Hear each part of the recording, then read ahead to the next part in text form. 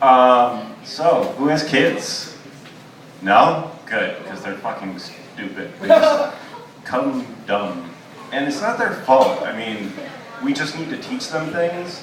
And it's fun because there's a small window where you get to teach them things that are horribly incorrect for your own enjoyment, especially if they're not yours. I'm an uncle, and I have a nephew. He's 7. What if I taught him? Bad things. I taught him that it was okay to lie on the weekends. And he came to me and he was like, hey, Uncle Brian, you know, Mom says lying's bad. And I was like, yeah, buddy, except on Saturday and Sunday. And he's like, what? And I'm like, yeah, no, it's fine. Saturday, Sunday, days off, you're good.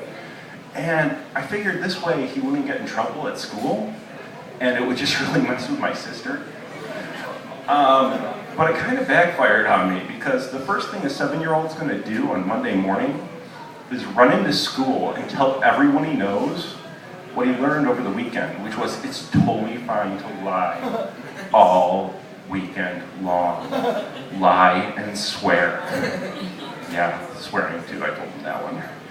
I didn't realize you could get a phone call from a teacher if you didn't have a kid.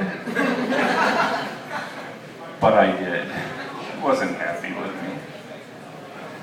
So, let's see, what else do we got here? You know, swearing for little kids, I don't really mind that much. I mean, they're important words. We all use them. I mean, Rick uses them left and right, and they work great.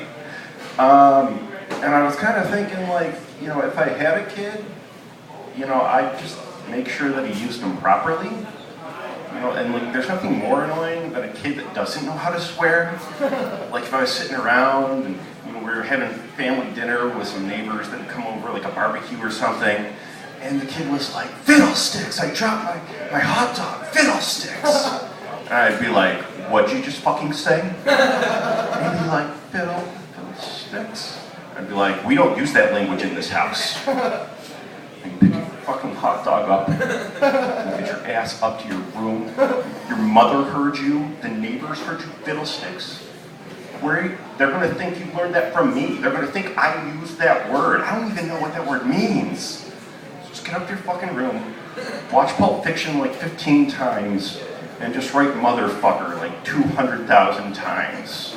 And then I realized, like, I should never have a kid because he's gonna, like, totally know what the gimp's all about. And, like, he's gonna have the worst Oedipal complex ever. So, I was watching 60 Minutes the other day, and they were talking about how kids, they abuse prescription drugs all the time, just abuse these prescriptions. You know, grandma, go get her shit, you know, do her shit.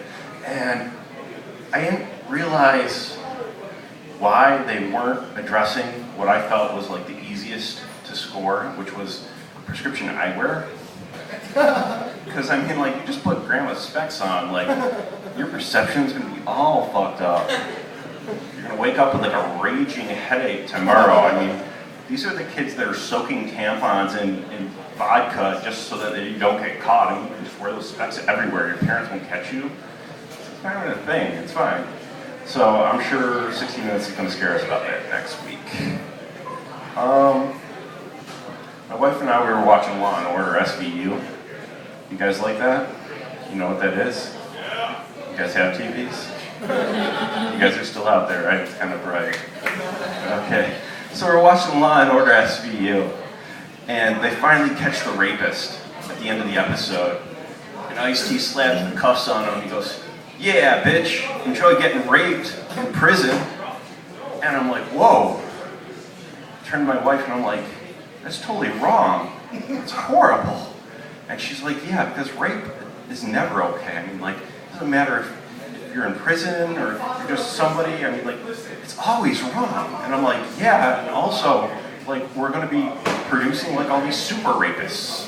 She's like, super rapists? I'm like, well, dude, he's going to prison for 15 years to get raped by another dude. He's probably going to get pretty good at it. And then they're going to let him out, and he's going to be angry. I'm worried about him. So, yeah, super rapist, that's the thing now. we were sitting around watching TV, and my wife just turned to me and said, you know what would be really cool would be if they had a food truck that served ice cream. And I turned to her and I said, did you just invent Mr. Softy? I slept on the couch. What else is going on? Oh man, the other day I was sitting in my living room looking out the window, and I hear these two crackheads walking down the street. I know they're crackheads because they're talking about how they just smoke a shitload of crack. And they're getting closer, and I'm waiting for them to walk by, but they're not walking by. They're walking on my sidewalk. They're on my patio. What are you doing on my patio? You're taking my patio furniture. What do I do? You're walking away with my patio furniture. Get the fuck back here. Okay, what do I do? Like, I gotta fight them, right? So my brain's like, wait, Brian, stop. Grab your list. Okay, top 3 things we're not gonna fight. Chuck Norris. 2 guys on crack. Thank you, list. 1 dude on crack. Makes sense. So I fall back on plan B, which is I just make up a bunch of flyers and I put them around the neighborhood, and it just says, reward, missing furniture. Reward is crack. I have like 4 sets of patio furniture now. It's great. That's my time, guys. I'm Brian Hayward. Have a great night.